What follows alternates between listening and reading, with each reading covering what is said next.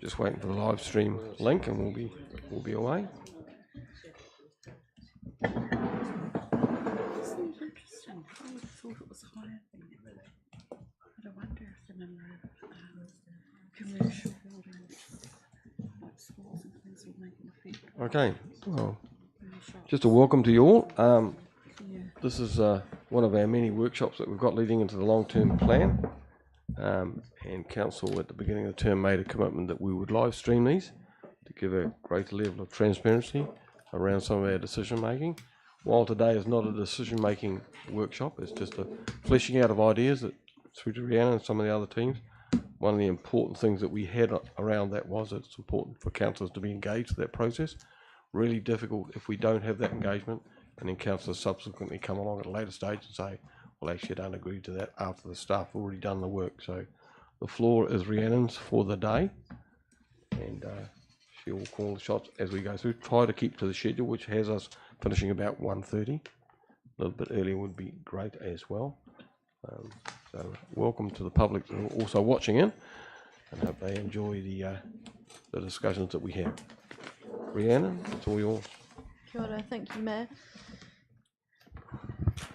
Oh, sorry, I forgot to admit, Rhiannon was going to say something about some of the spreadsheets you had.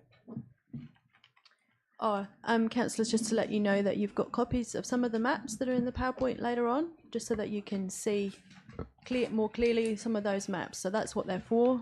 They will all be on the screen, so it's just so that you've got larger print there. Thank you.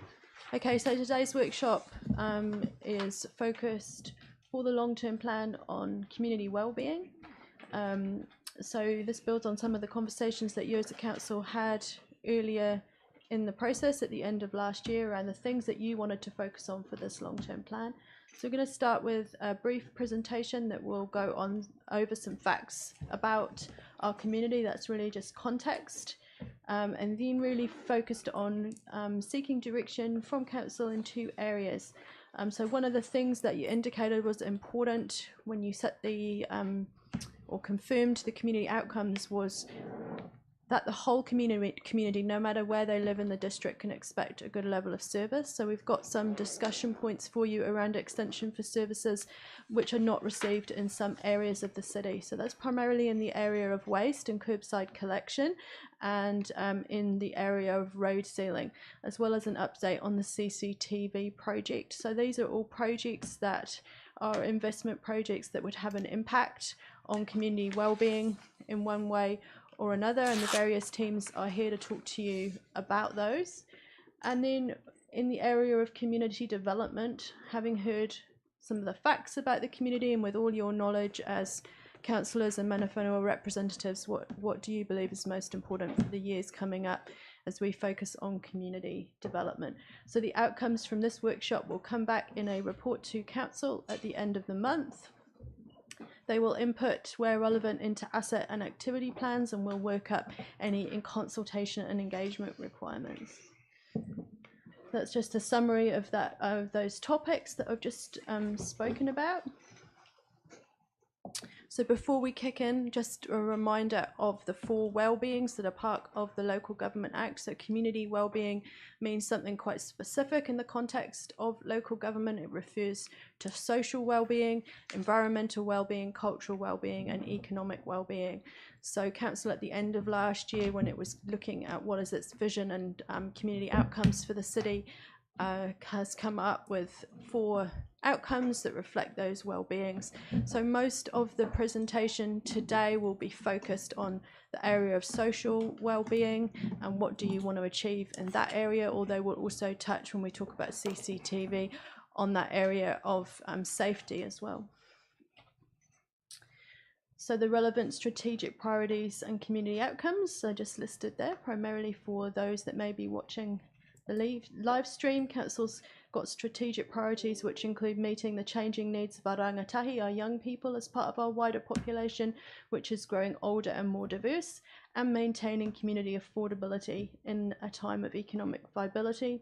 And the community outcomes, one community, our youth, older people, different neighbourhoods and communities' basic needs are met and they feel valued and proud to live here, as well as a vibrant, safe city centre which meets our people's diverse cultural needs. So my colleague Danielle, who is a brand new member of the team, and we're really happy to have her on board working with and supporting community groups and individuals who want to achieve cool things, is just going to help me with this presentation. We've got a few slides for you just with some information that Infometrics has pulled together for Beyond 2025, as well as some other useful snippets, just a bit of context about the people who live in the district. Yeah, cool. So they say nose make you healthy, so I won't be going to the doctor for a wee while. But this here graph is just explaining to us about our community a wee bit, and we're looking at the ageing groups here. So what we can see along the top, those last three, that COVID has really created a drop-off in our growth, and we've stayed very consistent. But what we have seen change is that our younger populace has gotten smaller, and our plus 65 populace has increased. So we've seen that change in weight within the demographic.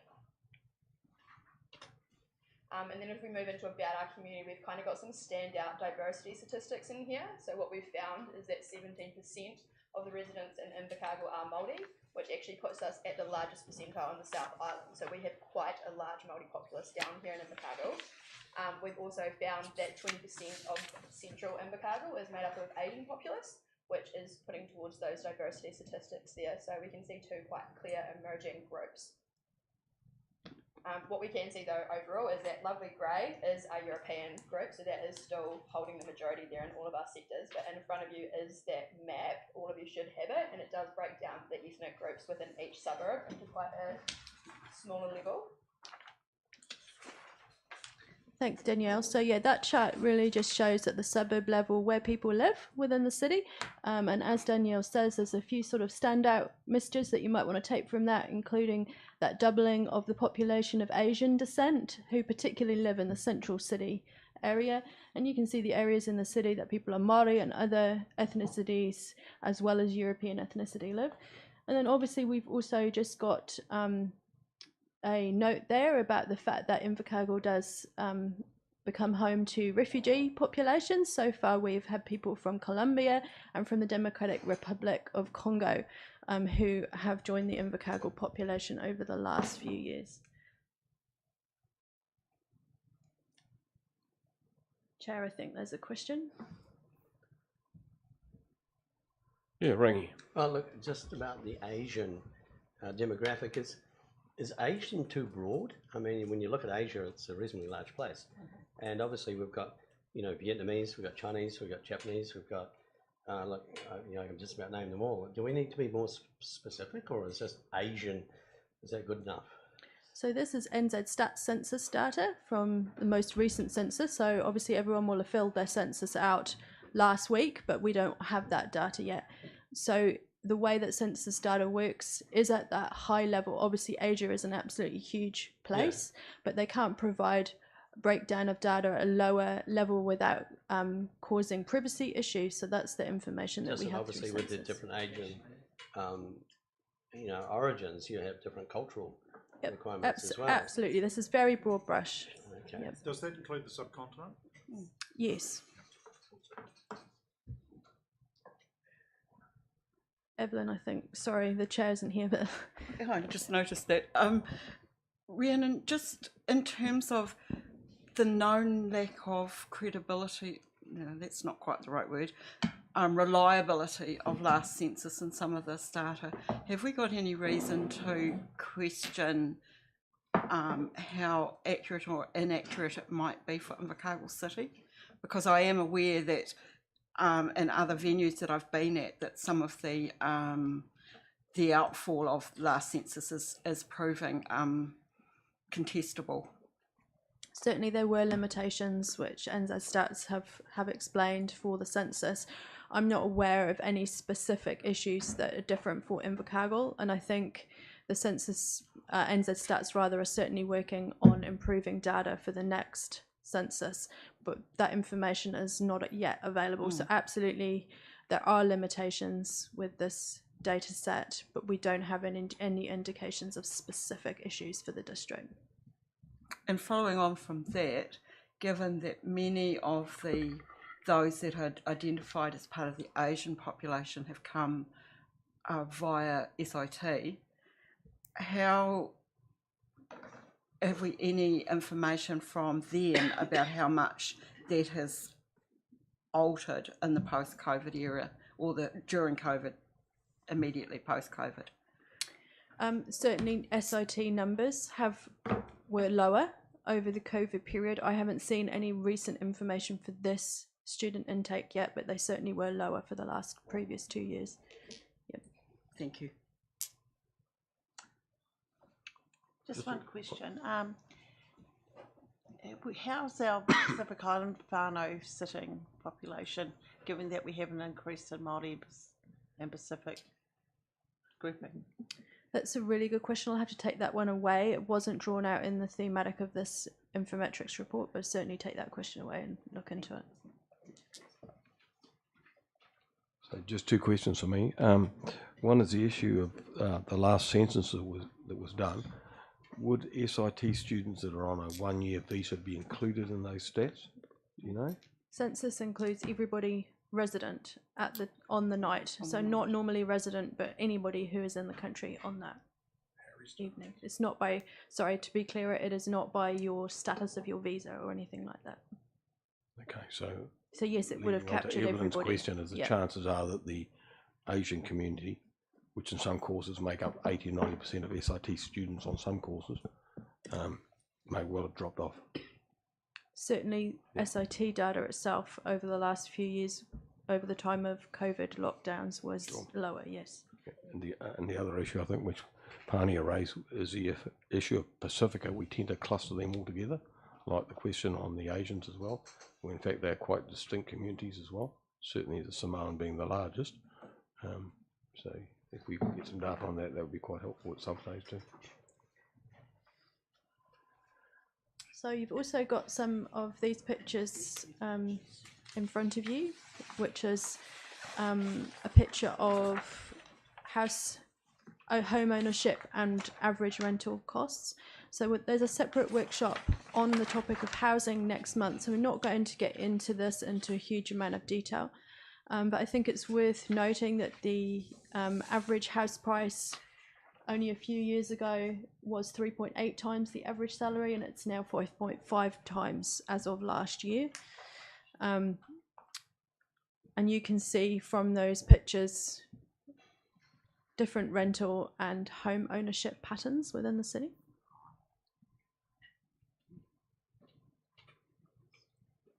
So this chart here is a chart which is produced by the University of Auckland, and it's called the Index of Multiple Deprivation. And for all communities within New Zealand, they map different statistical indices and compare which communities experience which issues. So this is the picture for Invercargill City, and in a moment I'll flick and show you the picture for Bluff. You can see that where 1 is the least deprived and 10 is the most deprived, we are as a community sitting in that mid-range primarily.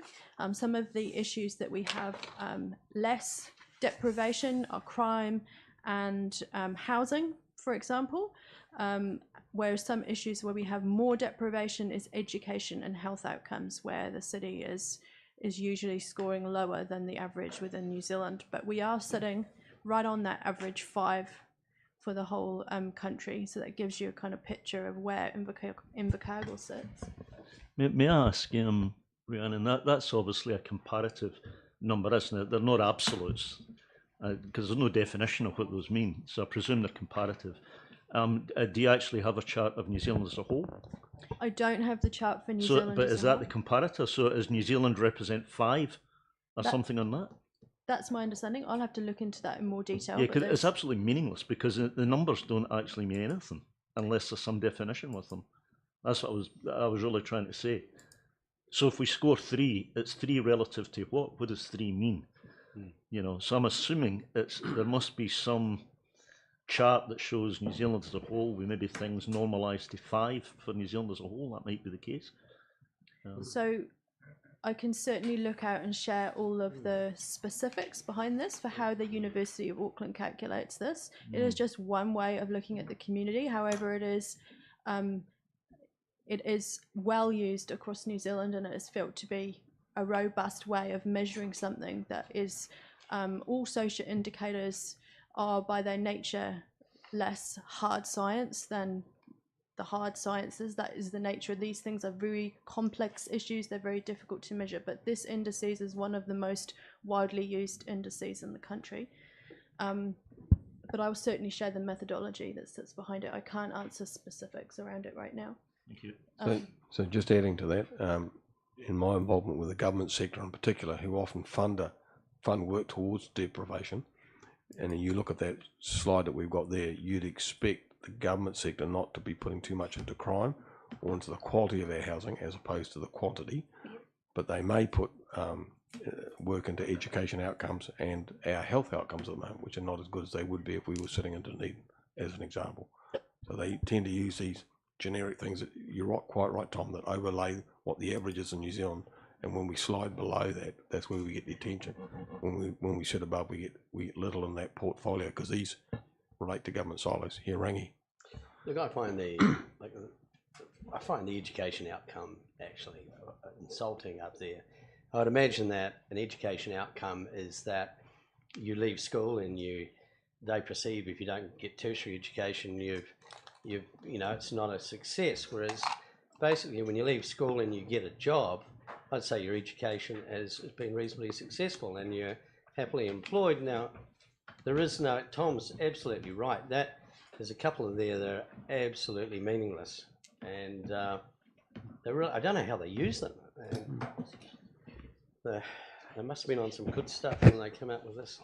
And again, I think the education one at the moment, if you look at what they're focusing on, tends to focus on attendance rates and actual results while they're at school. So you've heard the discussion, well, Trish is the expert on this, heard the discussion around maths and some reading criteria as well.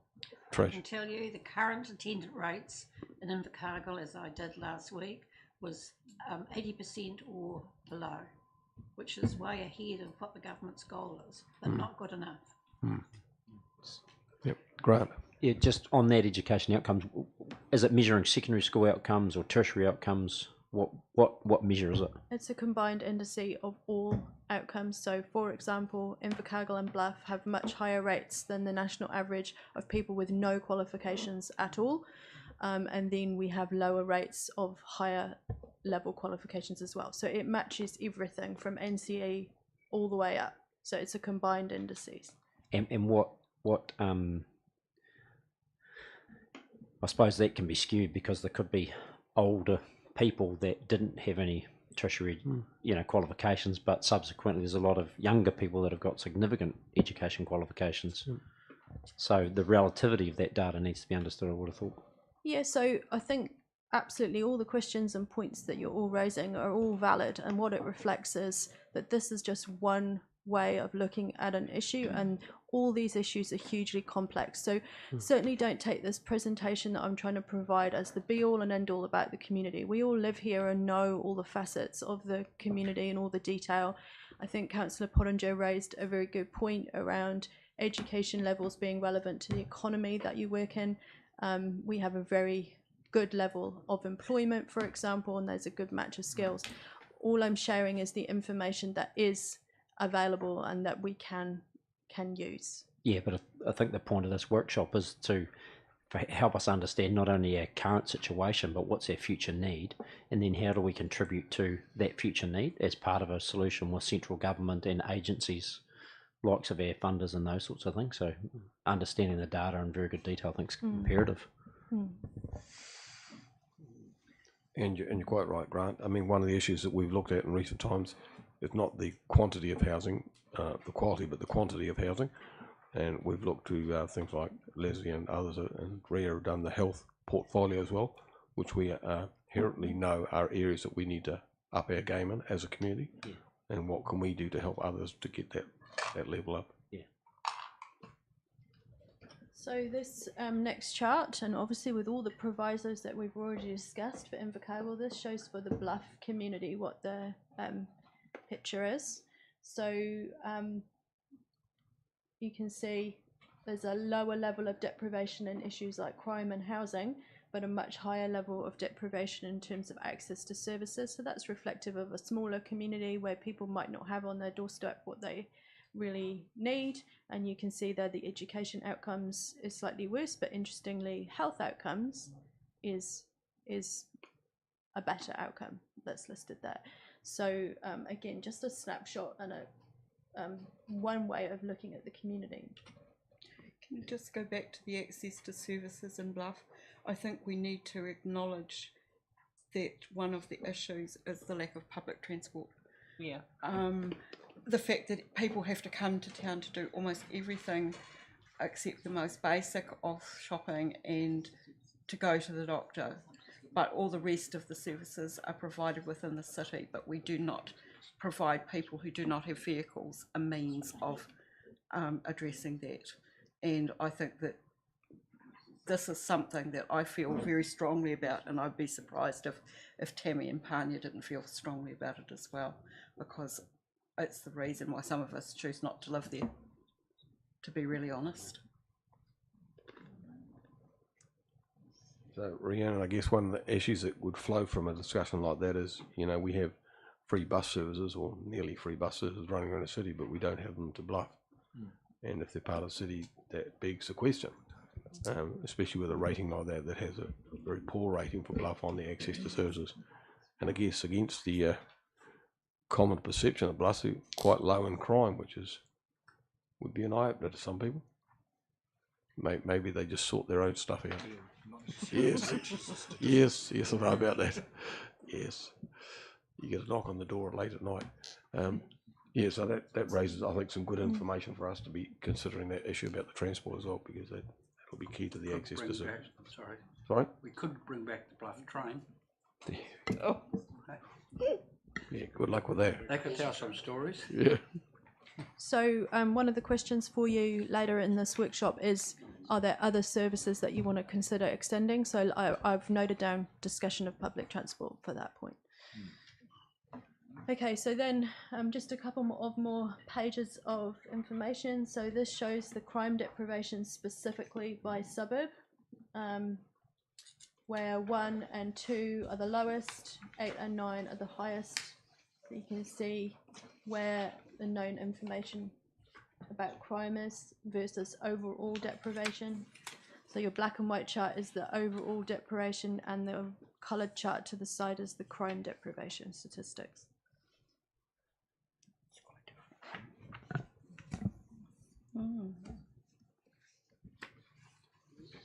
So just to run that again for you, Rhiannon, the darker the colours, the more the crime. Is that what you're saying? Yes, in that right hand side. Yep. And I think that would be. I think that would be interesting to some elected members, that often we have a perception the further you go south, the more the deprivation around crime. But that's clearly not the case. Peter. Let me ask where that Thank data you, comes from. Chair. Yeah. Oh, I'm sorry, I beg your pardon. Peter. Why doesn't it include Lawnville, Macrawa, Morris Bush area, Killington? Because that's part of Invercargill. So if you look to the top left hand corner where it says Invercargill City Other, that is all of the rest of the district is packaged as one suburb, and that's based on the way NZ Stats does the division. So that's the figure for the rest of the city. Thank you. And in terms of the specifics of where the data comes from, I'll certainly look that out and send it on. Yep. I mean, intuitively, it looks right, doesn't it? But when you start to put numbers against it, you got to ask the question, where does the data come from, and how confident are we about the? I mean, intuitively, it looks a bit right. It is national stats data. Yeah. It does, but then the perception would be that you wouldn't expect Clifton and certainly Kingsville to be actually rating very well. Being mindful of the darker the colour on the right hand side, the higher the deprivation and crime. The other thing to do there will be overlay it with perhaps data from police, and then also the understanding the nature of that activity, and that might help us with, you know, our CCTV type stuff. Yeah, Trish. Could you clarify, please, for deprivation by crime? Do you mean that there is less crime or more crime? The way I read Rhiannon's response was the lighter the colour, the lower the crime, I guess, Is that levels. Yeah, so it's a combined indices made up of crime victimisation statistics and crime reporting statistics. so? The lighter is less. Lighter is less, yeah. Thank you. Where in some ways some of our deprivation actually goes the other way. Yes. It does, yeah.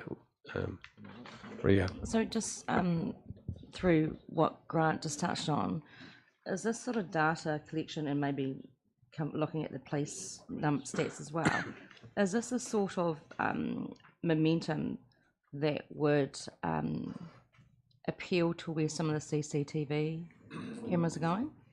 Could very well be. Because if we're looking at data and we're looking at how we can actually rate it with the police national data as well, Sure. I think that would be pretty straightforward in the decision making with a few different allowances. So I guess one of the issues we'll face is not just a matter of where the crime is, but how do we interact with it. So CCTV is one option. It might be that we provide a greater level of facilities in an area that's got higher crime statistics and deprivation. So for argument's sake, you know, would we put a pump track down in South City that might help curb some of the teenage crime, I guess, or nuisance crime. And it depends what the police are counting as well, because the biggest growth in crime seems to be around domestic violence, which they now record and react to very quickly, where you go back 5 years ago, that was not the case. Barry? Yeah. I see there that the Appleby area is 7. You can't go through an intersection in Invercargill in Appleby area without seeing multiple skid marks everywhere. There's none of them, and I struck 2 of them this morning at my house. It's not just Appleby. What do you do with these people? Well, There seems to be a real thing at the moment about guys going out at night, and not necessarily guys and doing donuts. It's all open city. Every Sunday. Including my very quiet side streets. So it's I don't feel picked on. It seems interesting to me that the highest level of crime deprivation is actually in an area where there's a lot of businesses, but there's also a lot of retail alcohol facilities and things like that. I'm not saying that we shouldn't have alcohol, please understand me, but we need to understand what are some of the other drivers of these things, and it's not just purely where people live or how well off they are. It's also where they go to recreate and what sort of recreation they're doing and when they do it. So I mean, it might be really safe during the day and less safe at night or things like that, and we need to understand that, I think.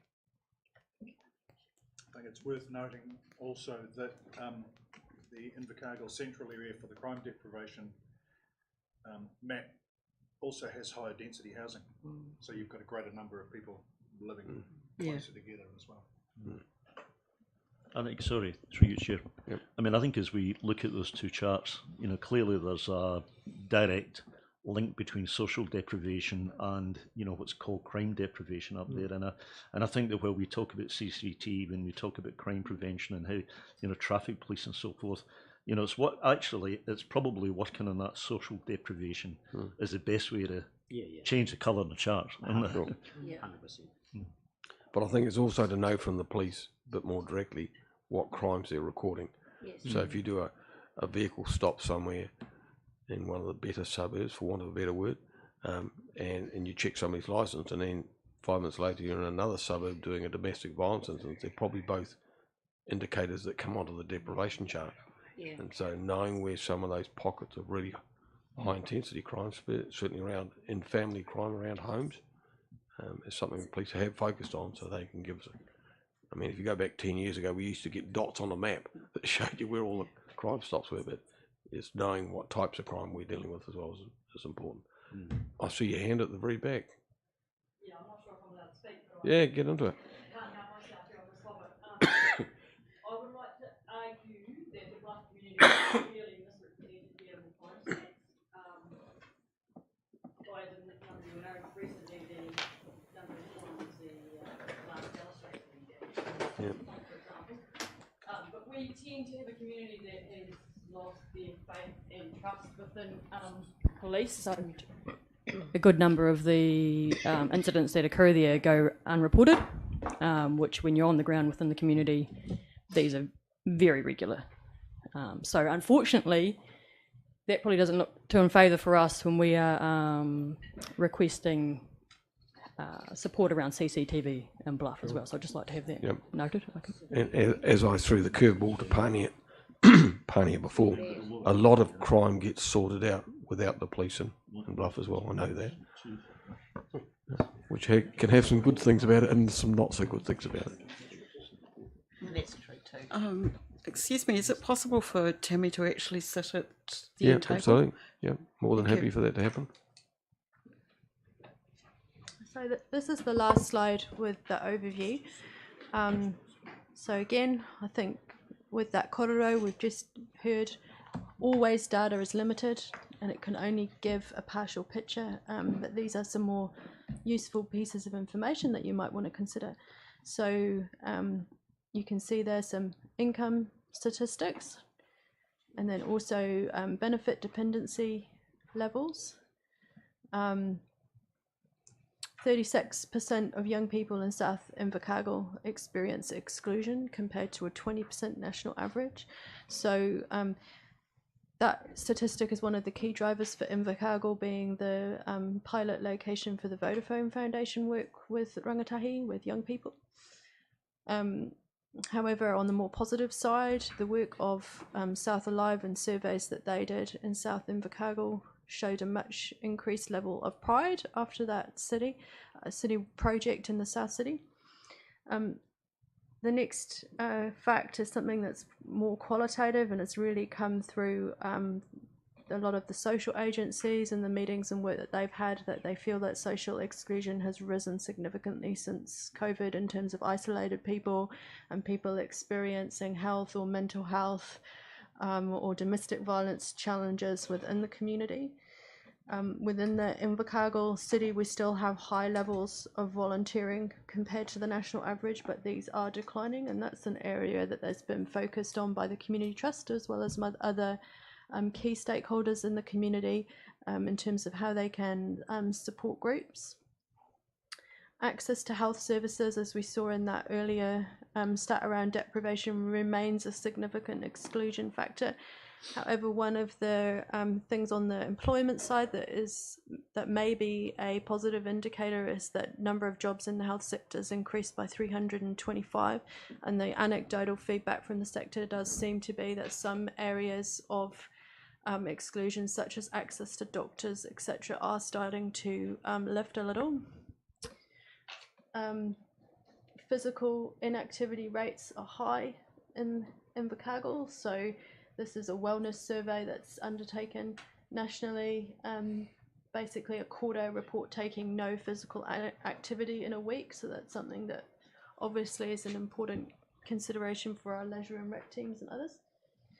We talked a bit earlier about qualifications levels. 30% of people in the city, or in the district rather, have no qualifications at all. Crime victimisation levels, which is a lower level statistic that is one of the things that forms that crime deprivation statistic, are actually level in the city, but they are rising in Bluff. So whether that is actual levels of crime rising in Bluff, Tammy, or whether it's for some reason higher levels of reporting, that is not clear from the information. So together, those statistics are really not intended to say this is the whole picture about our district and what's happening, but these are from the information that is available, what we know. And there are challenges and limitations with the data that can be used and shared, and often organisations like the police or the Ministry of Social Development, they don't share information at a lower community level because they want to maintain privacy and they have concerns around sharing data. So often it is quite difficult to find specific information about challenges. Brianna, just a question about the benefit dependency levels. Am I assuming that this excludes national super? Because often but sometimes it gets conflated, and I want to be really clear that people understand what the difference is, because I think if we're talking about job seekers or people in ill health or things like that being on benefit compared one to the other, but often in my experience they include people like me who are on national super. That's the difference and why one set of statistics is so low compared to the other. 2.8% is quite a variable really to 11.7. It is. It's a really high variable. I will find the absolute specific of what forms that definition, but it is household benefit dependency. So it is affected by the number of people that live in a household and whether the whole household is dependent on benefits or only one or two members of that household is taken into account with that statistic. Thank you for that, Rhiannon. Yeah, I've got a lot of hands up. Alan. I was just going to ask something along the same lines, actually. I think it would be important for us to know, a lot of these statistics here don't mean that much to us, but what would be a good thing, I think, to know is how many people do we have that are unemployed? How many people do we have on a sickness benefit or on any benefit? And that would include super. And then what is the statistic compared to the national average of those things?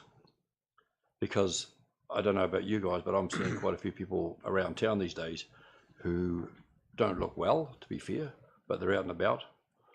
And I'm just wondering if we are higher, you know, because they look pretty deprived to me too as well, of course, these people. But I'm just wondering if we are, where do we sit in the national situation as far as those things are concerned? I would need to look out the information specifically on both those questions to tell you the actual numbers, but historically, and I'm not aware of that trend having changed, we have low unemployment rates compared to the national average once you factor out seasonal variation for the large food processing employers. I mean, to get a view of it, where we are.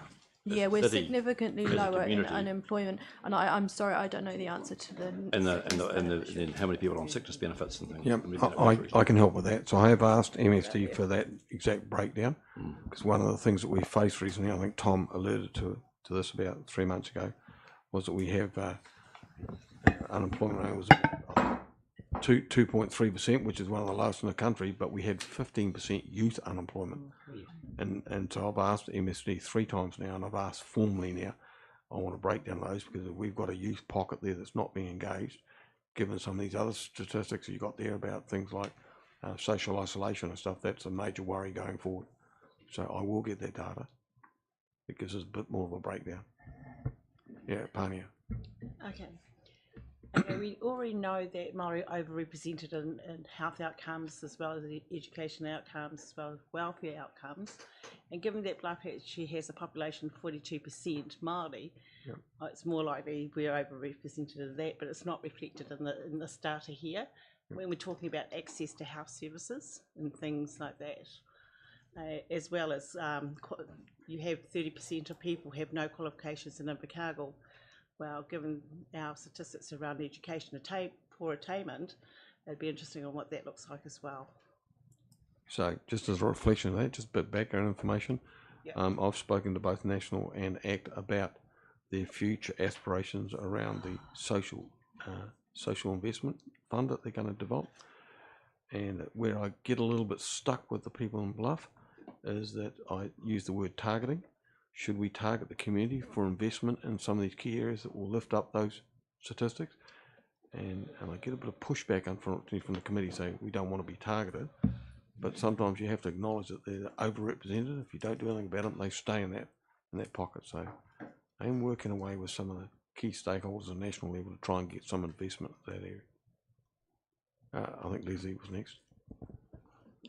Thanks, Mayor Clark. It's just a comment because people talked about superannuation. Superannuation is not a benefit. In New Zealand, it's a universal entitlement to which we all become entitled at age 65, so it is not defined as a benefit. So I think that should be clear. While it might be interesting to have the statistics for the number of our resident population who are on superannuation, I think it does need to be remembered by everybody, superannuation is not a benefit, it's a universal entitlement. Yeah, that's right. Rangi. Look, I just want to talk about the bit that touches on physical inactivity rates. Now, so obviously, I guess the gist of that is around health and being healthy with exercise. Now, it just touches on the health aspect, but I don't see anything up there that touches on one of the critical things of our community's health, and that is what it eats. Now, the stats for New Zealand is 31% of adults that's over 18 are clinically obese. The definition of clinically obese is that your weight is affecting your health. So, and if that is so, you put pressure on the health system. So what I'm getting at is what we eat. Now, there's no statistics on whether Invercargill people are high fast food eaters. There's no statistics that it's cheaper to buy soft drink than it is milk or quality food. Quality food is so expensive, it has GST in it. And this seems to be dodging a critical part of who we are and the health of our community, which really, really concerns me. I just look at the queues, KFC. I mean, it's good food and everyone's entitled to eat what they want, and McDonald's, but far out. And in the supermarkets, you know, what is the cheapest food? There doesn't seem to be. I mean, obviously, this goes all the way back to Wellington and taxes on the food that people should be eating. So we can't change that, but it'd be interesting to know how our community lives. And is it because they are poor? You know, we can't afford to eat well. We need to move this discussion along, so just two more quick ones. I think, Tom, you had your hand up, and then Grant. Yeah, I don't know the side much really, but I think we just need to be careful about statistics that were quoted. I think the broad general picture is pretty clear. Sure. You know, areas of deprivation are particularly in the south and probably in Bluff. Yeah. But between censuses, the data is, I must say guesstimates, it's not quite a guesstimate, but it comes from all sorts of sources and it's very, very debatable. We're just going through a census at the moment. I think when the results of that are published, we'll get a much better picture in detail. But I think at the moment, when you start to get into the real granularity of this data, I think we just need to bear in mind that the last reliable data that we had was 5 years ago. Sure. But it doesn't change the overall picture. No. Grant. Yeah, look, I think it's a story of productivity and economic growth, because all the things that we're looking at around of its home ownership, of its health, of its ability to buy food is linked to how much money households earn. And you know, so I think we've got a decision to make. Are we going to be a welfare dependent city and expect handouts from central government, or are we going to be an aspirational city that's going to look after itself by driving economic creation and wealth creation as an outcome of that? And I think it's a really important thing that we need to grip up with, getting a strategy for the city and the wider region through the likes of Great South and those sorts of things, and then making sure we partner really well with central government, because you know we're at a precipice of either we become social dependent, we expect someone else to pick the tab up, or we define our own success by finding opportunities, and they are there, around our economic success. And that's a key challenge, I think, out of this data. Yep. Just a final reflection from me. When I look at a statistic like roughly a third of our young people experience exclusion, well, part of that will be COVID, but part of it will be the transition to esports and other gaming activities that can be exclusive. In the terminology of exclusive, they encompass people, but they physically don't get out and meet them. And in some places we don't have the right activities that give them an alternative, like a pump track or something else. So Tom was quite right. Statistics can be played with by any organisation, government is probably the worst at it. That they'll tell you that we've got 2.5% unemployment, but they won't tell you that 15% of them unemployed are, by percentage, are young people, which is our future, and what you were talking about, Grant. So that we have challenges there. We know the big picture. Some of this will help steer us where we need to go, but you're quite right. We don't get hell bent about the stats because you can play with them. Rhiannon, ready to move on? So the next part of the workshop talks specifically about extension of services out to some parts of the city that don't have them. So I'm just looking at my colleagues, Leslie and Russell at the back as well. It sounds like passenger transport is also a topic councillors would briefly like to discuss. But Pete, if we want to start with you and the waste services. Yeah, just before Pete starts, I'll just give an overview for those that might be watching, and feel free to grab your seat, so that people understand what we're doing in the waste management space. So unlike other contracts that we have that we share with the other councils in the district, Invercargill has the sole management of the current recycling contract. The Southern District buddies up to us. They've got a peripheral contract, and Gore does not have a peripheral contract, so all their waste is going to landfill. And so the city, post the decision about 4 or 5 years ago, has continued to manage that contract because it got quite dysfunctional for us. And more recently, we've had papers come through from Recycle South about the issue of broken glass in our system. It contaminates the paper and cardboard to the extent that we can't on-sell it, and there is a significant cost to that. So I guess that's what's coming back, I guess, from the history of it. One, we own the contract, as it were, and the others buddy up to us, and we don't have any mind at this stage to let go of that contract. The other issue that we will have to face is, do we collect glass independently so it doesn't contaminate the other products? We're one of, I think, 3 councils in the country that doesn't have a glass collection. Auckland, parts of Christchurch, I understand, and here.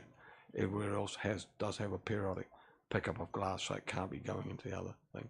And the other thing that is on the list that Rhiannon's put up is also the issue of us not checking the bins to make sure they comply. So that's something we will need to discuss as well. And for the, Rhea, you're looking a little bit strange at me. So that means that at the moment we don't check the bins ahead of Bond picking them up. That was on our agenda to do that. It lapsed. The health and safety issues were raised, which I think are a bit of a red herring, to be quite honest. But we need to check the bins to make sure people are putting the right waste into the right bin. And where they don't, they get an advisory letter, and after that they get a small fine that encourages them to do it, because that makes a huge difference once it gets down to the recycling plant if there's too much contamination. Peter, the floor is yours. Thanks, Mr. Chair. So I provided some very rudimentary dialogue on the slide there, but there are the glass contaminates fibre, and currently removal of fibre for us is a cost. There are 6 grades of fibre, and there's potentially a possibility that it'll become a revenue stream rather than a cost to us.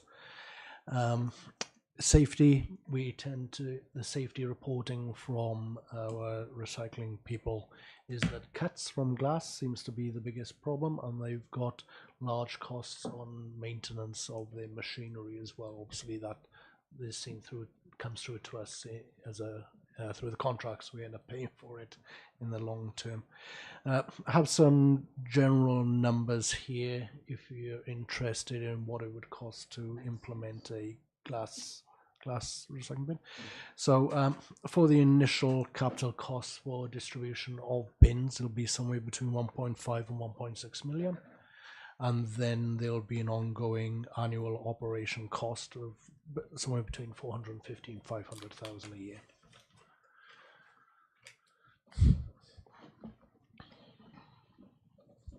Sorry, could you quote that number again? Apologies, I never caught. Your ongoing operating cost is what? Around about 450,000 at this point in time. To separate glass from? For the actual collection costs. Yeah. So you have a separate bin just for glass.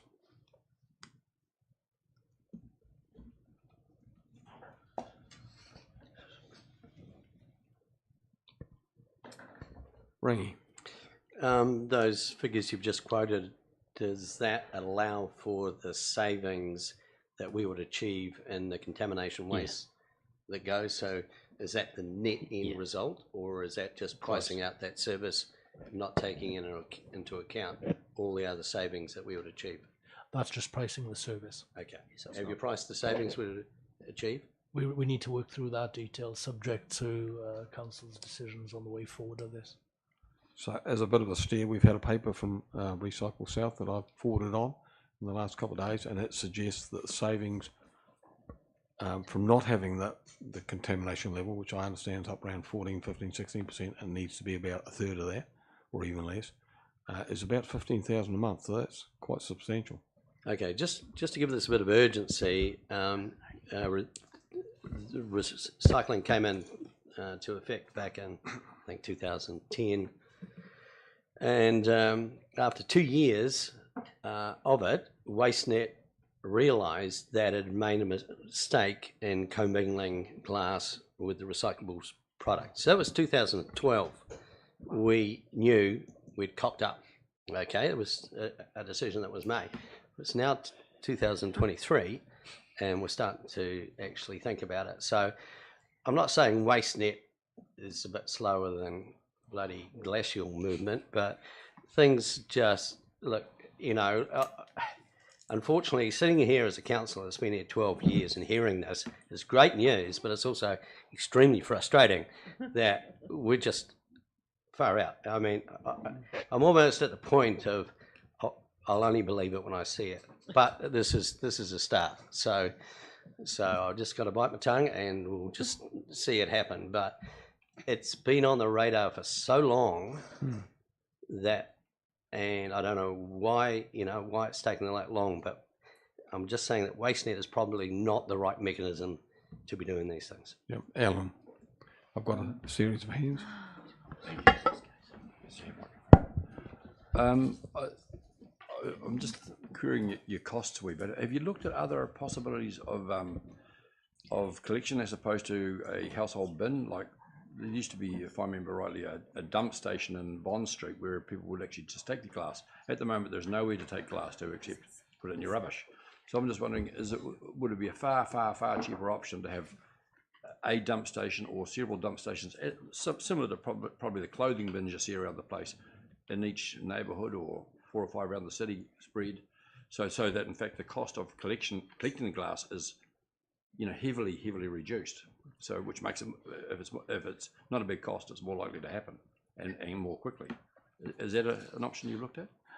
We haven't looked at it, but certainly intuitively you would say that it would be cheaper because the cost of collection. At the moment, there is nowhere to take glass to, unless you throw it in the river or throw it in your rubbish. No, that's right. No, I'm just saying some people may do that. I would never do that. You know what I mean? So it's just these sort of things do need a wee bit of urgency, and I'm just thinking if you get that cost much lower, it's more likely to happen quicker. So we do have the one option, which is the recycle station itself does have a slot for glass, and you'll have noticed last night that the government has cancelled the recycling of cans and bottles that they were trialling. That's been put on the back burner. So I guess today's discussion is not about whether we. To be fair though, Chair, that recycling station that is very invisible. It's not I do understand not a that. high-profile site. You've got to go looking for it to find it. I have raised that.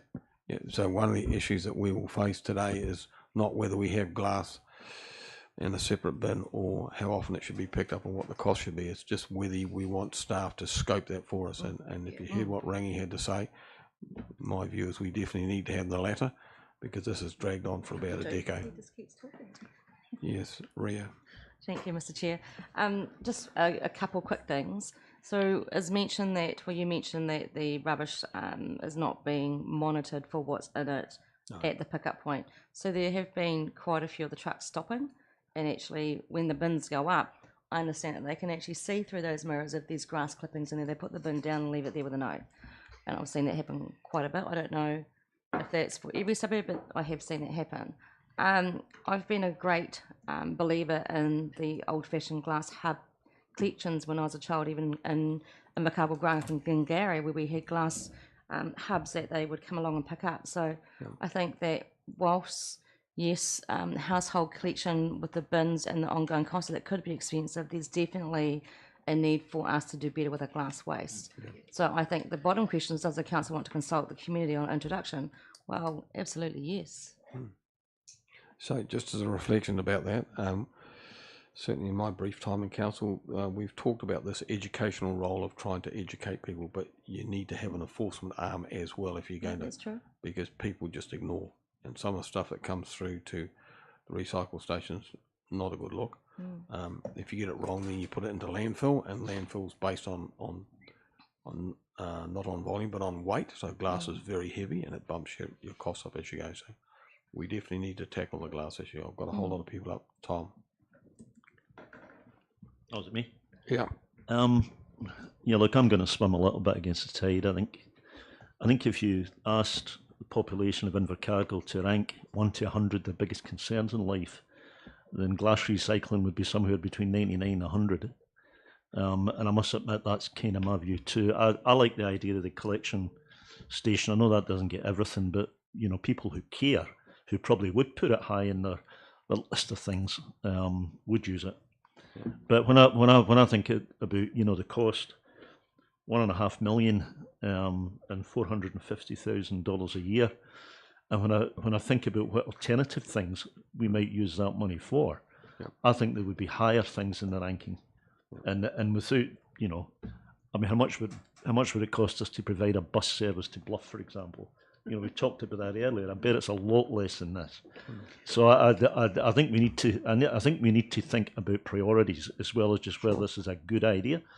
A halfway house might well be the bottle collection station, and let's think at least about whether that's where we want to use this money, or are there other things we would want to use the money for. Correct.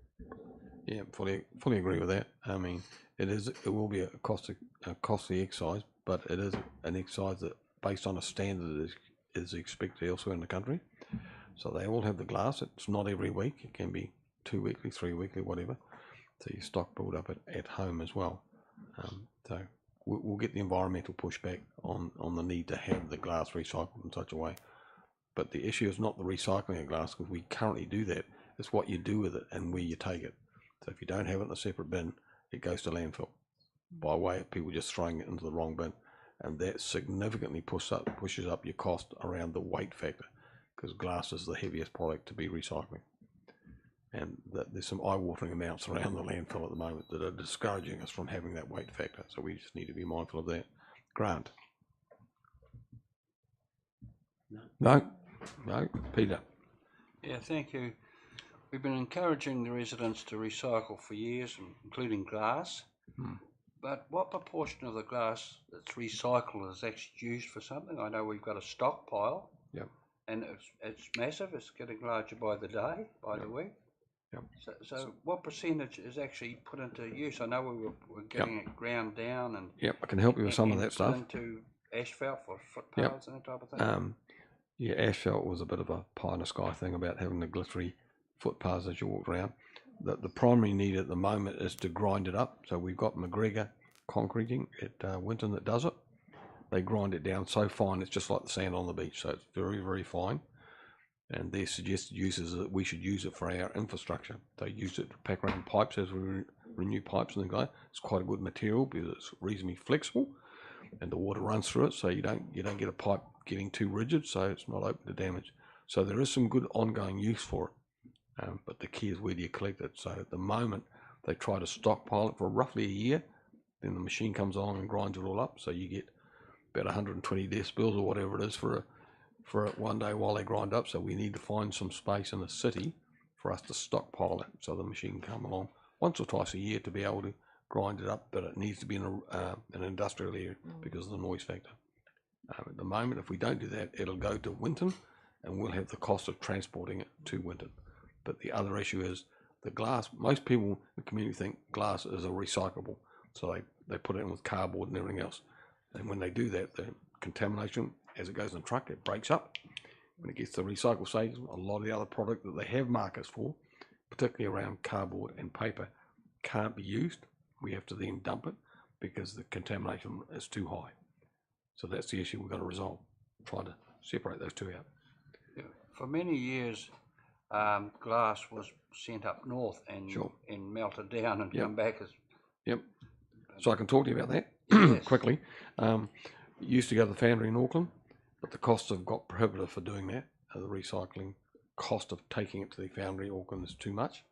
The other option is the government did suggest that they would trial a return bottle and glass and tin.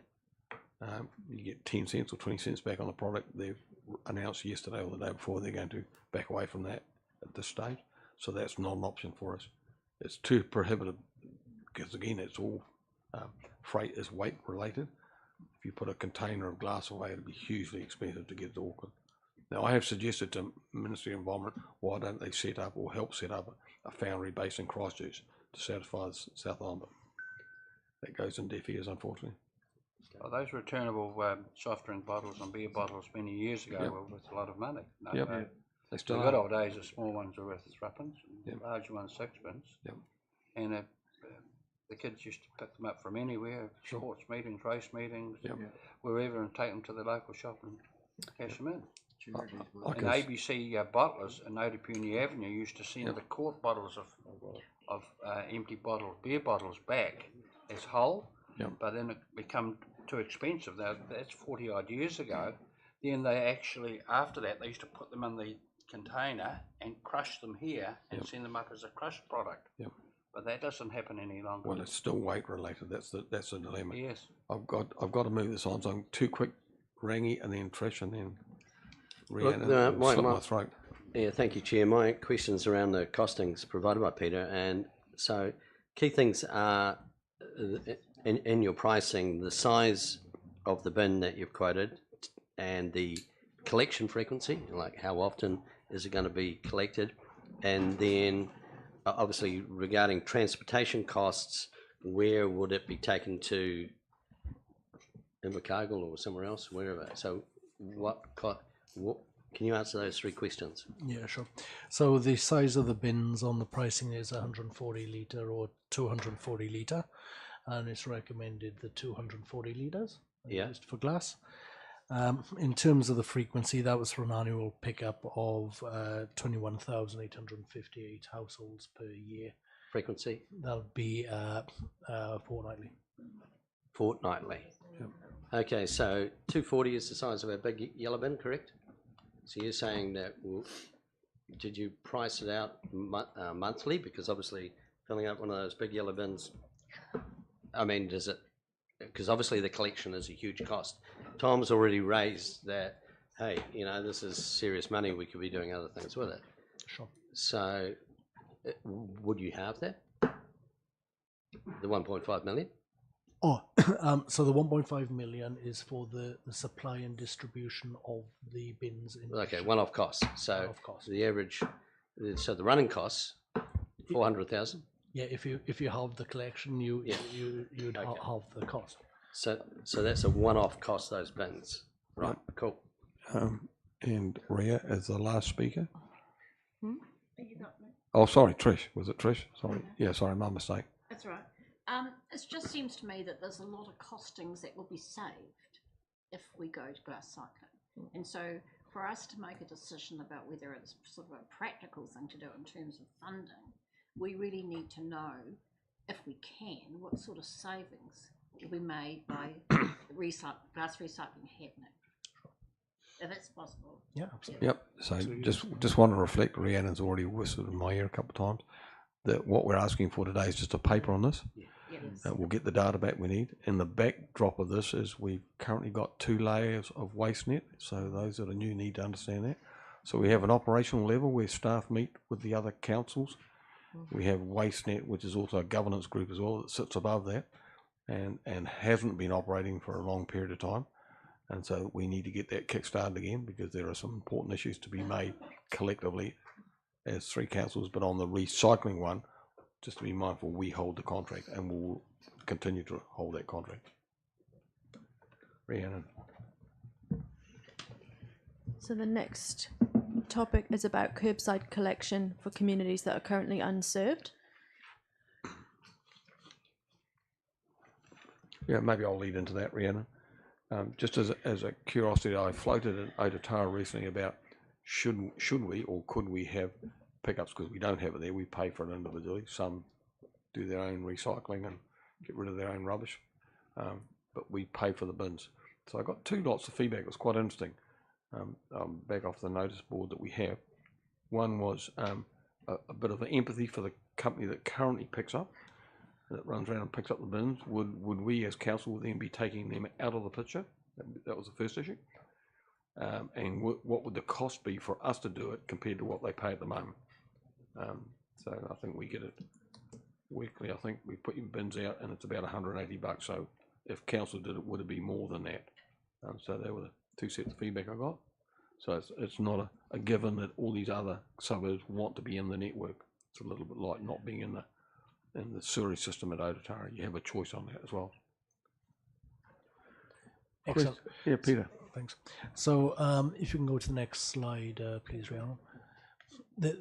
We've pulled out the number of houses that would be serviced per each of the suburbs that are not currently serviced. As we can see, Ototara is by far the largest. If we were to introduce Ototara based on the number of houses, that would be a 6% increase in extending the services. We worked out for Ototara be around $220,000 a year.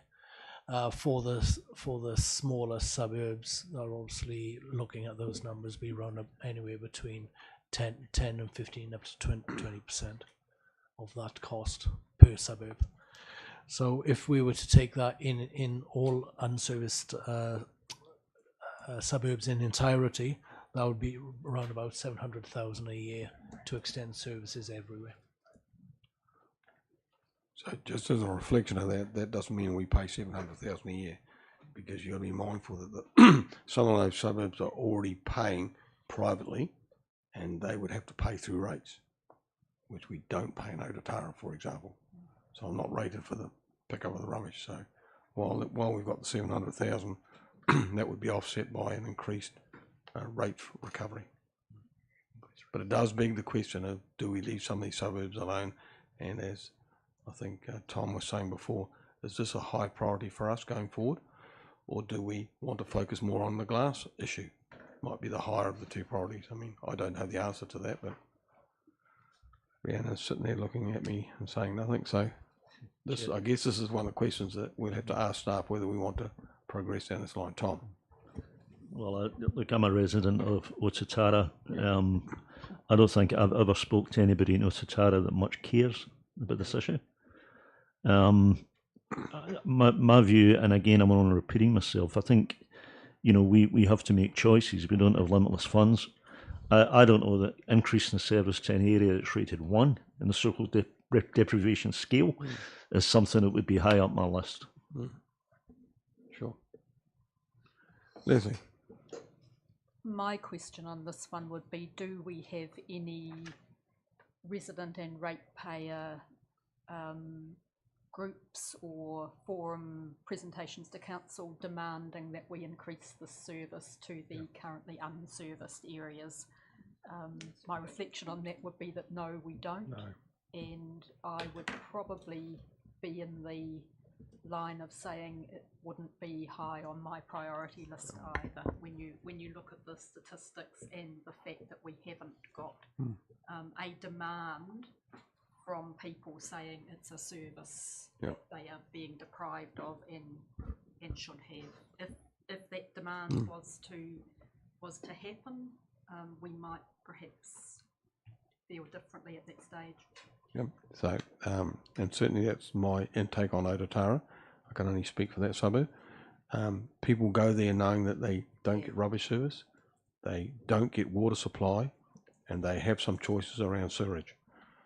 Some are in there and some aren't in there, and they go there knowing that there are issues, and is that a priority? I hear nothing from Ototara, which is a big chunk of that says that they are suddenly screaming out for a rubbish pickup. Rangi? Look, I've heard what people have said about the choice of these areas now, and appreciate that. I think that the only thing worth investigating, I think, is the economy of scale, that if they were included, we saw a dramatic drop in the whole cost of per household service, you know, if that did work. But if it was going to be the same status quo price passed on, then, you know, what I've heard from the people here, you know, it's up to each individual, and it doesn't sound like they want it. But if it was going to be a 20% saving for everyone joined together, then it's worth looking at. Sure. I'd be surprised if it is the latter. I really would. Yeah, Ria. Thank you, Mr. Chair. I think currently the biggest hot topic on Otatarians' minds is actually the old golf course and the issue with the overgrown grass and lupins out there, compared to them having to think about where they want to pick up their waste. But I guess my question is, how much do these scopes cost? Is there not a way that we can do simply a poll on our Invercargill website or our Invercargill council page to give us a pre-indicator as to whether or not this is an issue for the residents in Otatara, and therefore your next mechanism will kick into place? I think what Rangi touched on is an important issue, because I think what we get by way of rate increases is probably about similar to what we pay for have the trucks pick up. What we have out there is we have a choice. Some people don't have bins, and they deal with their own waste, and they recycle down through the thing. So they have a choice around it, because it's deemed to be a bit of a lifestyle suburb. But I think if I convert it over, I currently pay about 180 a year for a pickup. It's from, I think it's Southern Transport, or it might be Northern Transport, one of the two. And I suspect that if I went to rates, it'd be comparable. There's no cost savings. Evelyn. Mr. Chair, I think I would be more of the mind that everybody needed to be actually directly mailed so that they could respond, rather than something like a poll on our website, because not everybody accesses those things. However, I think for me it would be everybody in or nobody in, rather than pick up an area of the city that we'll expand to. I think that's over the years what it has always been, is that there's lifestyle decisions in this, and with lifestyle decisions comes other consequences. Now, it may be that people are more of a mind that they would like to have their collection extended, but the only way to know that for certain would be to actually poll everybody, and then it's everybody gets collection, or we retain the status quo, rather than pick out select groups like Otatara. I'll come back to you in a minute, Alan. Just as an option there, Rhiannon, about $100 to get a flyer to every single letterbox in Otatara, if you wanted to prompt them to then come back onto a website to give you some feedback about whether they want to be included or not. Look, my advice would certainly be to consult before this service is extended. But right now, if we wanted to do some pre-engagement, then an informal pre-engagement would be an option. But certainly being rigorous and reaching everyone is not probably what I would advise right up front, but absolutely formal consultation would need to consult all community members affected. Through you, Chair, if there is such a consultation, I think it's essential that the people who receive that know what the impacting rates would be. It's not a free service that we're offering. Absolutely. So all long-term plan options that we consult on are audited, and they have to include cost savings, cost impacts. All of that information needs to be developed, and that's why we're asking now, are you even interested in these services? Because it's a lot of work to scope up and get it audited for consultation. So if it's not a priority, then we don't need to do that work. I'll come back to that priority in a minute. Alan. I've lived in Otatara for 40 odd years, and like Tom, I talk to a lot of people out there because of the nature of my businesses, and I've actually heard, and they all know I'm a city councillor, and I've heard no one really that I can think of ever ask me or talk to me about getting a rubbish collection service. Sure. Now I personally pay about $600 a year because I get a weekly pickup, and that's just the way it is. I mean, I don't think this is really an issue that we need to worry about at the moment. I'm thinking we should be more concerned with the glass and the rubbish that exists now. Get that fixed up. Once that's fixed up, then maybe we look at other issues. But I think to look at the two things at the same time is crazy. Let's get the one thing sorted first, that's actually affecting what happens now, and then later we can talk about. So a quick straw poll around the table. These are 23% of the households in Invercargill too, approximately. Yeah. Yep.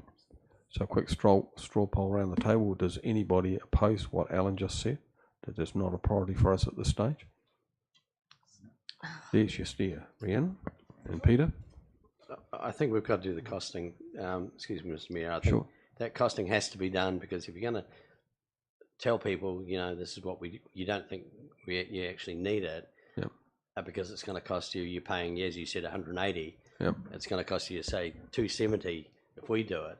I think we've got to have, just like we got the pricing on the, we actually need to know. And the scale, if it was done, is there that saving? We have more customers and it's cheaper. Doesn't mean we. I'm not sure about the latter. I think we'd end up with more volume that we'd have to process. So volume is a quantitative figure as opposed to a economy of scale, I think. So we need more trucks to pick up if we went to Otatawa, for example. We'd end up with more volume and waste in our recycling plant if we did that, as opposed to what they, at the moment, a lot of people at Otatawa take their recycling into town as they come into town and throw it through the I mean, it's, okay. Yep. But I don't want to make work for staff if we're not heading down that track. I agree with Evelyn. If it's going to be happening in Otatawa, it's got to be all, not just some. Couldn't be. Look, the system we've got at the moment is not to all. You pick and choose whether you want it. You couldn't have a bond pickup system that some people are saying yes to and some are saying no to. It'd be an absolute nightmare. You're right, it has to be all or nothing, but like Alan, I've lived out there for 20-something years and I don't hear grumbles from anybody. Well, you just leave it parked, it's not a problem now. It's a problem, so no. Just leave it parked. Yep. Not a problem. Come back to it at a later stage if we need to. Yep, that's a steer for you, Rhiannon. Right, next topic. Oh, the road sealing.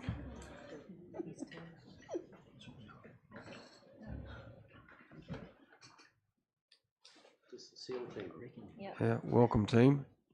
If you can use a micro. We can share the microphone. So yeah, just for those that are listening in. Thanks for the opportunity this morning. I brought reinforcements with me this morning. So Leslie McCoy, who's my transport asset manager, has prepared most of this. But I thought I'd just set the scene for you. We have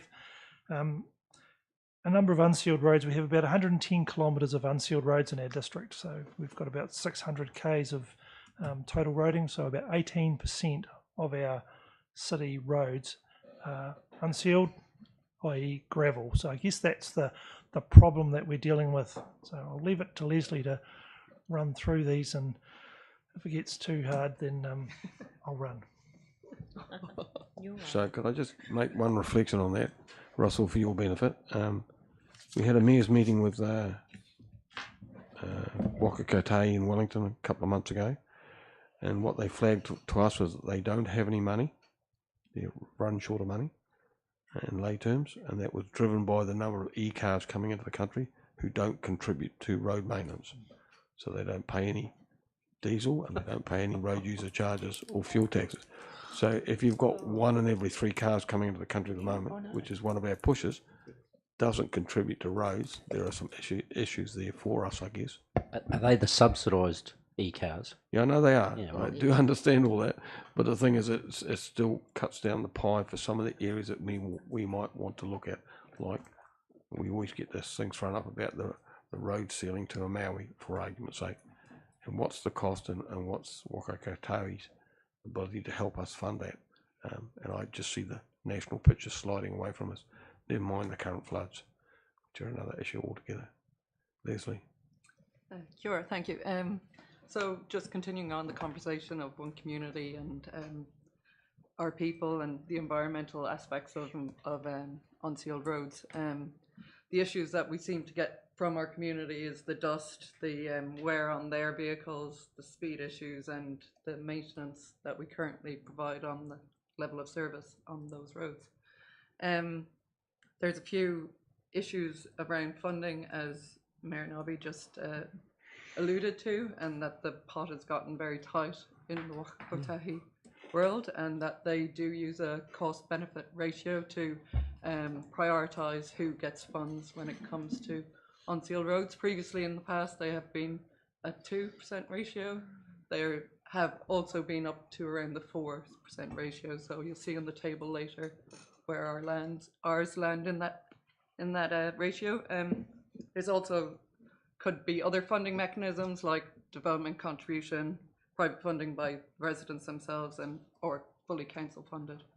And we're just trying to start the conversation with you guys here about what would be fair and transparent criteria for having the conversation with the community, not just on a cost benefit, but the other issues that these roads face. So if you just throw to the next slide there, thanks.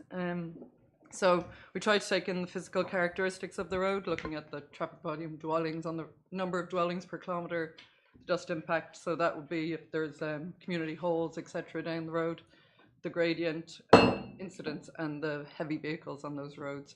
And then we also put another ratio on there being the local priority of the road. So that's in relation to, is there a national park at the end of the road, or a regional park on the end of the road, and those kind of considerations there. So really I'd love some sort of a steer from you guys looking at those weightings, whether they are what you'd expect to see, and whether when we do continue down a policy for sealed road extensions, whether that's what you would be expecting to be the ratios on those. So before we get into that discussion, I just, so we don't go on too long on this issue, is to consider the last debate we've had. The first part of it is, do we want to consider this in the next 12 months? So some good examples are, you know, what happens if you go and live on Ferry Road out the back end of Otatarra? Well, if you go and live there, you know when you go there, you've got a gravel road. You make a choice about that. Then you expect the city to seal it. Or do you go to one of the back roads of Otatarra that initially had 3 houses on it, has now got 15 houses on it? Does that change the ratio of potholes on the gravel road, and should it be sealed even though it's a short road? So there are a lot of debates in that issue, putting aside the whole issue of funding.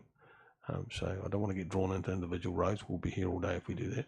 Just, is this something that we want to have on the front end of our long-term plan to be considering, or do we have greater priorities elsewhere? Evelyn? The issue of dust, I think, for those people whose water comes off the roof, I think would be slightly more significant than 9%. So I think it depends not just on whether the road is sealed, but what other services they have. Because if they're dependent on water from the roof for their property, also some roads, because of the constitution of the surrounding soils, are actually, you know, the more sandy soils are more prone to fly up, shall we say, and settle on their roofs. So I would think if we're looking at health benefits, that's one of the things that I would be taking into consideration. Ray? Two things. The first thing is development contributions. Now, I've raised this with Russell a few times about how roads have become, you know, might have the 3 houses on it and now have 20 because someone's done a development. And Russell's told me this council doesn't have development chose not to have development contributions. Now, when did we do that? And can we change it? I mean, obviously, if we made that decision at some stage, and it's obviously, Darren might know, is before my time or goes back, and so probably during your first term, and yes, we can review it at any stage. Correct, because obviously it does put a pressure on the road. And the second one is about the dust, and that's a valid point by Evelyn. Now, I would have thought that in our district plan and building consents and stuff, you could not build a house at a certain distance from a gravel road, you know, for that very reason, because dust is imminent. You know, we do have dry seasons, and I thought that would have been, and collect the water off your roof, and I would have thought that would have been part of the deal, but obviously it's not. Yeah, so that's just sort of common sense thing to me. But that development contributions thing, I think is critical. And if you somehow end up putting a dairy farm at the end of a road, you've got a milk tanker. It has 2 trips a day, and I remember stats at a local government conference that said the movement of one dairy tanker is equivalent to 11,000 car movements on effect on the road. So there we go. So I'll just remind you, because you probably don't know, and Russell's got a bit of a smirk on his face because he's feeling comfortable now because he knows that we've got another workshop coming on this exact issue of development contributions. So today's not quite the place for it. Mr. Chair, I guess the reserve, the development contributions, you need to remember that all the properties that have been built, you can't retrospectively deal with those. Correct. So a lot of the properties, a lot of the roads that we get a lot of feedback from are already subdivided and developed. So our ability to retrospectively deal with those is quite difficult. Sure. And the second part of that is if you collect a quarter of the amount to do the work, there's a growing expectation as you collect it that you're going to do something. And sometimes you've got to buy in to actually get the rest of it. So you might have 10% of the properties developed and they might pressure or have an agreement that you have to do the road early. So you've got some real issues that you want to carefully contemplate on the way through that process. Oh, sorry, and the last question, and this is for Russell, why does Waka Kotahi, and it's not their fault, their only funding is through fuel excise and the excise from mileage on diesel? That is their, and a couple other wee things, that is their only income.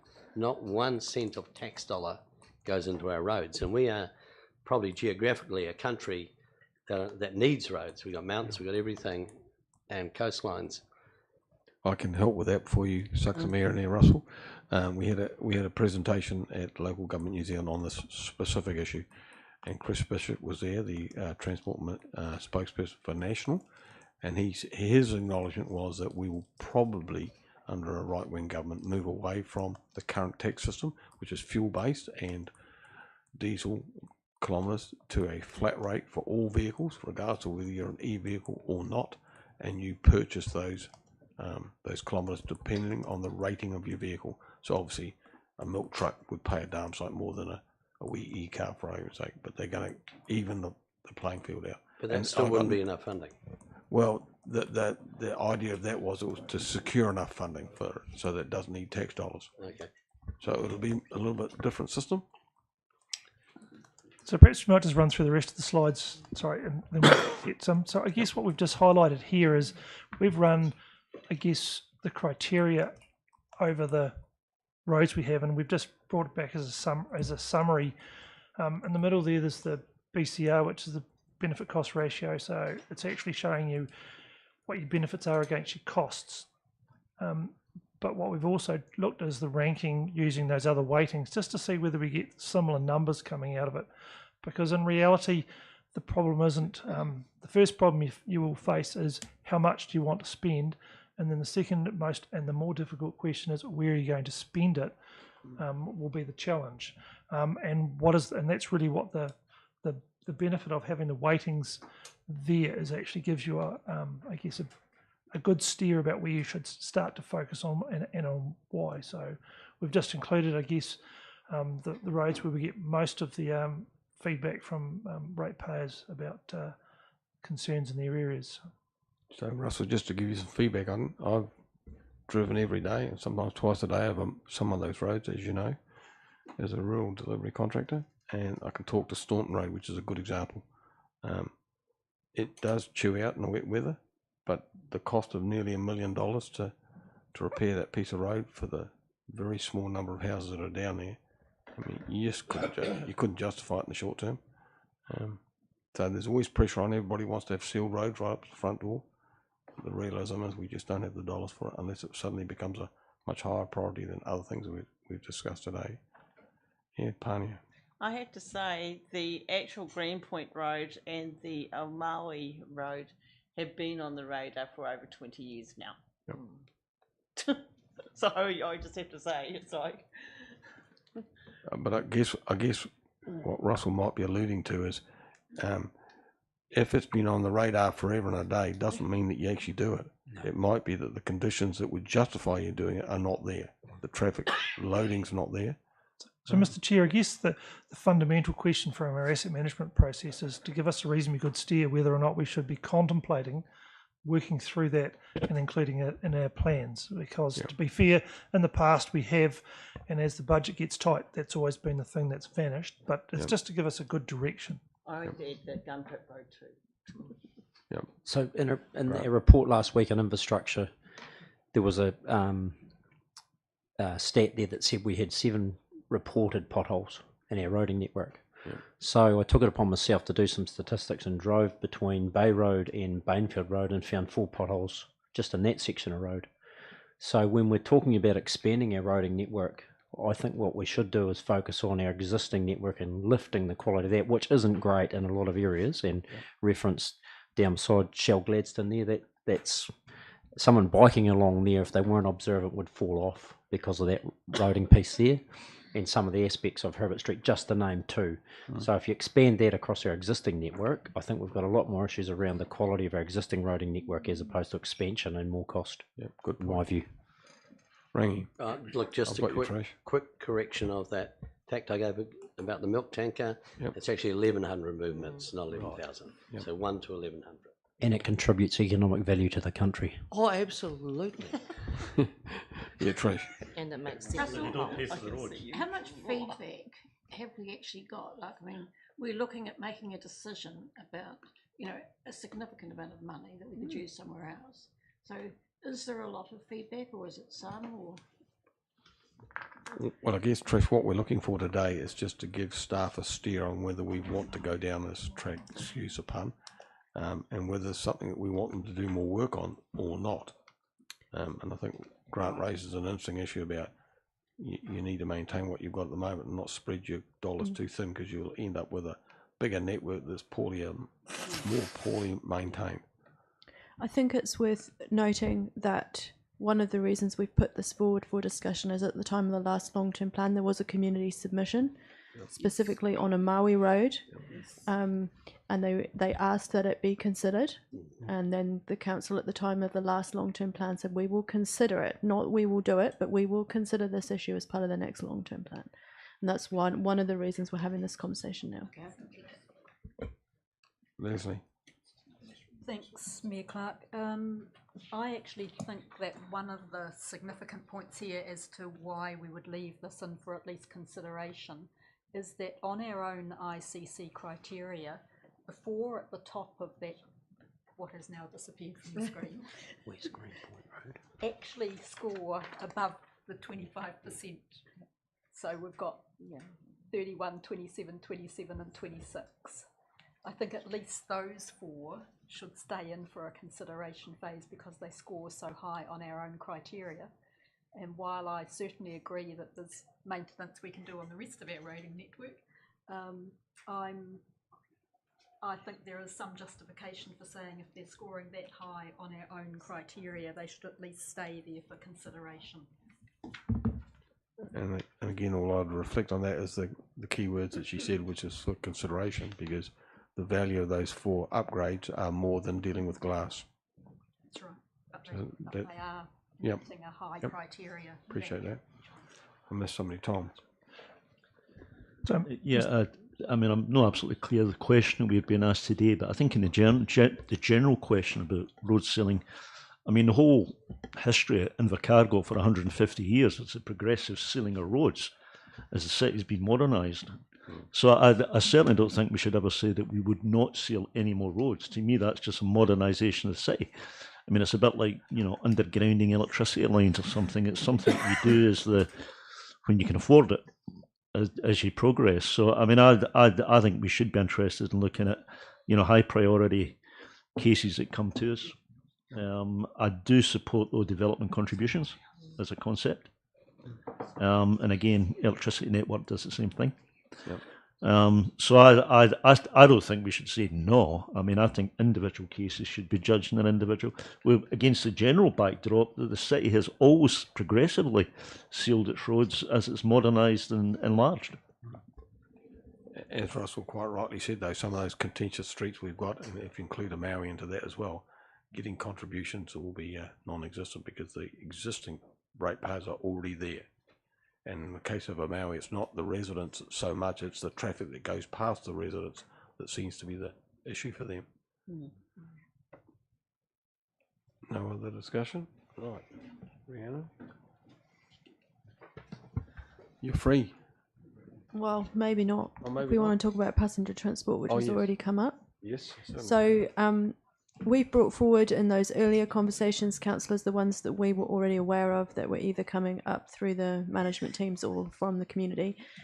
So are there other, we don't need to get into we don't need to get into a lot of detail now, but we would just like an indication from you if there are other services that are not available in the whole of the city that you would really like considered as part of this long-term plan. That just gives the asset and activity managers chance to think about scoping those up because it's a lengthy process.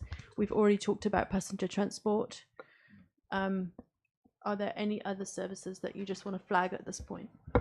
I'll certainly flag it for you, Russell, which is the issue of transport to Bluff. That's not a vote catcher for me, but it just seems that we haven't got the mix right. I regularly watch the buses around town. Lucky of one or two people on each bus as they're going out of the city.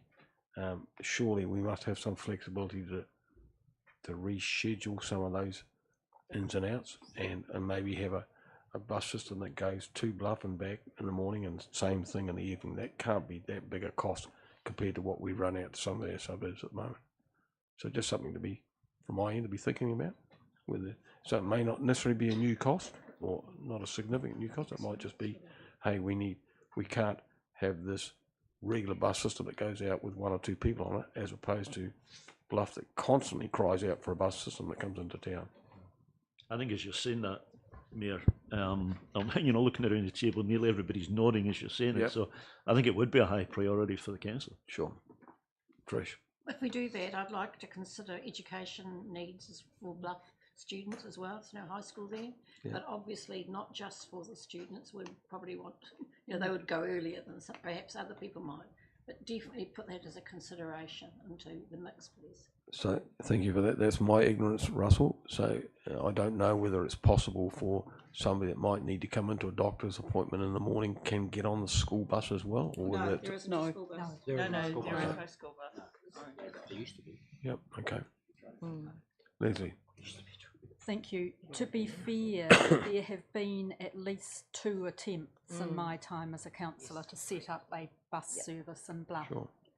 They have both fallen over. Yep. I think if we are going to put consideration into how we might extend our public transport services to Bluff, we need to research those services, the usage of those services, the costs of those services, the timing of the transport that those services involved, and why they did not succeed. I can share a light on one of Yes, I'm those aware pilots. of that, Yeah. and I don't know that we want to go into it deeply today. I just think the point Yep. has to be made that Certainly. it would be necessary as part of looking at it Yep. to investigate. I can see Russell nodding as we speak. Have had the result. I'm certainly aware of those 2 trials. Yep. Ria. Thank you, Mr. Mayor. Just exactly what Leslie was just talking about there, and the information that would have been collected at the time the last Bluff service to Invercargill shut down. I guess the other question there is, if we're looking at the Bluff to Invercargill route and all of those assets to make sure that it is successful, what is the pull for Ototara residents into Invercargill and back to Ototara? About putting a small bus out there as well. Yeah, I can probably help with that. That has been looked at before by council. Being a resident of Ototara, I'm aware of that. But again, getting from Ototara to the city, especially if you're in the aged care area, is a half price taxi fare, because council actually subsidises taxis for that age bracket. Don't broadcast it too loudly, but you can get in and out relatively cheaply. Getting from Bluff to city is a different ballgame altogether. And my argument about it, how many people get on the bus every day? Well, you don't run a big bus. You run a much smaller 10-seater van from Bluff in and out, just so that you get it. And if you get one person going in and out, so be it. Some of the buses we have running around the city at the moment are bigger, and they only have one person on. Correct. And the cost of the alternative for the city, if you didn't get on that bus, is much cheaper than if you have to run to Bluff. So that creates some sort of social isolation in my mind. Mr. Otatara. Yes, just speaking on both those issues, I think if we do a service from Bluff, we're all probably pretty aware that it's going to need to be subsidised by the city. Of course. It should be subsidised by the city because, and I don't think we need a service go Tara, because the socio-economics of both areas are quite different. Correct. And I think Bluff should be a priority for all the reasons everyone's been talking about. Yep. I don't think we're going to make money from it. I wouldn't expect to make money from it, but I don't think any of our bus services make any money in the city anyway. So I think it's all about priority. Yep. It's a social good that we. Correct. Social good. Yeah. Yep. Ringy. Just to chuck it out there, I mean, obviously, the regional councils are charged nationwide for looking after transport. Is that correct? Correct. And we currently have a delegation from Environment Southland to operate. But other passenger regional transport across. councils around New Zealand to actually do it themselves. Correct. Yeah, so I just wondered, is that something we need to look at? Is this something we need to do, or is that where we can pass back to the regional council? We currently have a delegation from them that actually outlines how we would deliver it for Southland. So we have a responsibility to look at all the services, and the underlying agreement says that where the costs lie, that council would pay for them. So, for instance, if someone wanted something from, an example, Riverton, Gorda Matara, for instance, in the Gore District Council, because the situation is that you need a specific service that meets the criteria from Wakakatahi to gain a subsidy. So council could engage and decide they want to run a bus service and subsidise it directly. And that may well be what you're suggesting in Bluff, which will then mean that you would then decide to set your own fares and run your service as an exempt service, which means you can do that on a scheduled basis. But it does mean that you will actually understand what the true operating costs are, rather than, and not be subsidised by other than the fare box that's offered by the people using it. So you can set your fares and pay the cost. I can tell you, Russell, that from Zone 5 and 6, which is the South Island zones of local government New Zealand, this issue of isolated communities and bus services is really high up on the agenda. Darren. Just following on from Rangi's question, were you asking, though, we sought the delegation from the regional council, can we hand it back? Mr. Chair, the answer is yes, but there are some terms where you have to give notice. Yep. And I guess, I mean, if I look at Riverton as a good example, they ran a bus service at one stage into town that fell over, and then the local Runaka set one up themselves and got funding for it, and I understand that's now fallen over through lack of patronage. So it's a little bit like how long's a piece of string and how much will it be used, but it's certainly worth investigating, I think.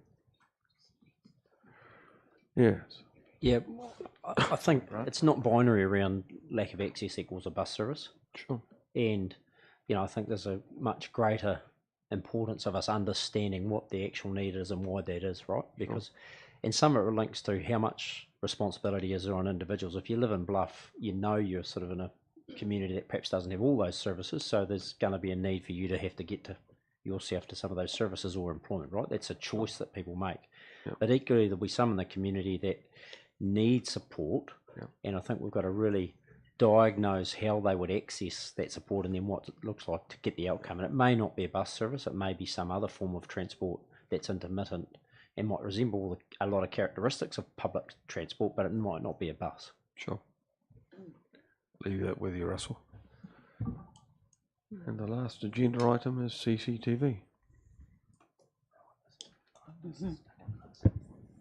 He wants to speak to that. I was just checking whether Jonathan wanted to come in.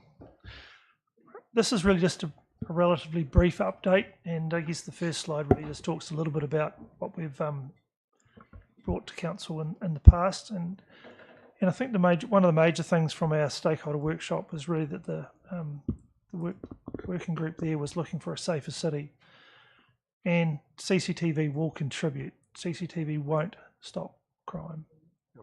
I guess that's one of the key things that we need to continue to, and it may well be that in a wider context for a safer city that council may wish over time to look at some of the other factors that will actually add to the safety of the city. CCTV is one of the elements we can do.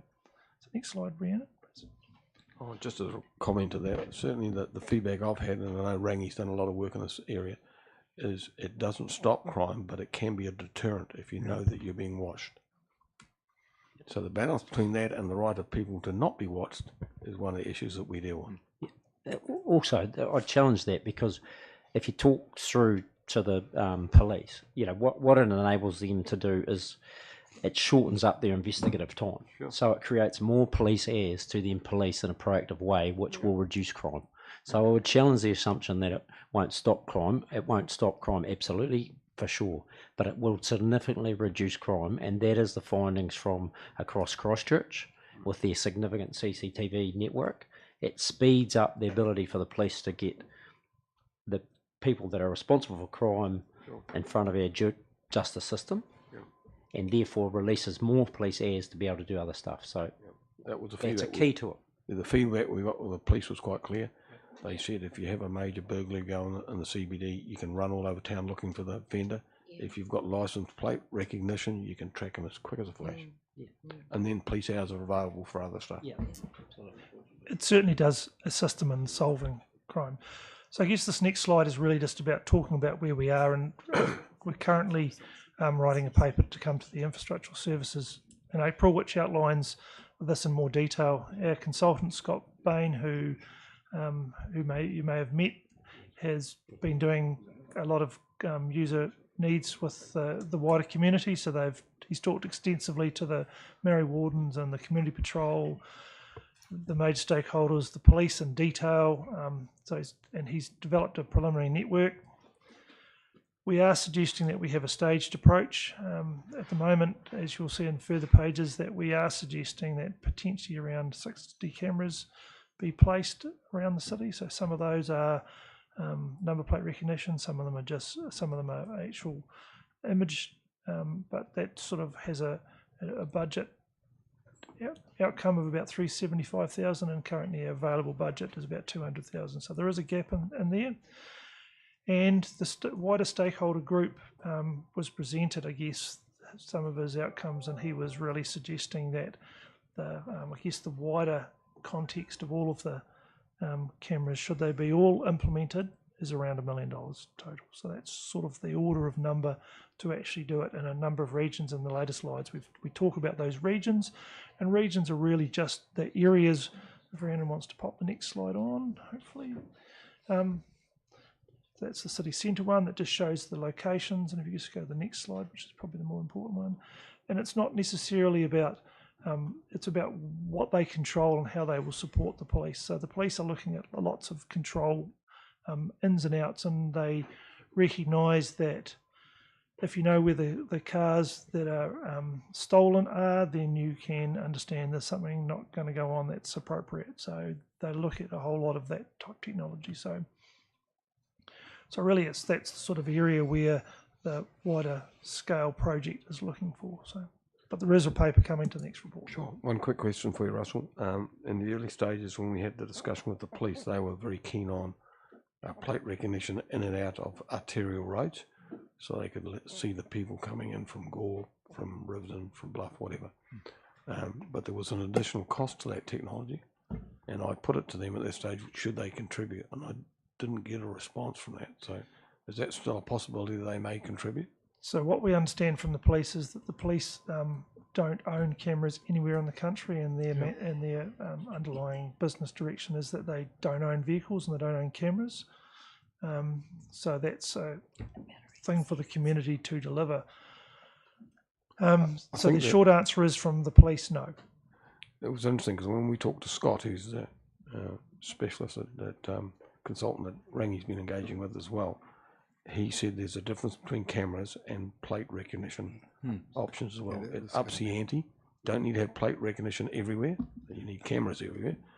But if you need that extra layer so the police can track, why are we wearing the cost for that?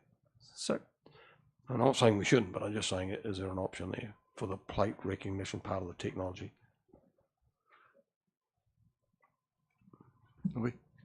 Councillor Scout, I think. Yeah, sorry, Nigel. Thank you. Just as you're aware, Councillor Saper and I are on that working group, and we've attended the meetings and had some subsequent discussions with Scott and with excuse me.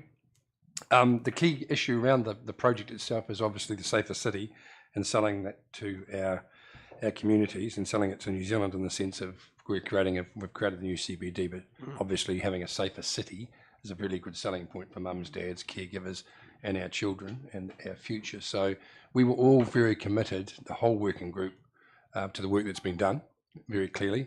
And I know Councillor Pottinger's done a lot of previous work on this, in fact, backdating 8 years when that first figure was muted at 200k. So we do the simple sums going forward. I think we need 350, 370 for phase 1, which would secure the inner city and would create that safer city perception. Doesn't stop at all. But I think from Leslie and my perspectives, the phasing in of over time, phase over perhaps a 3-year period, may be the answer.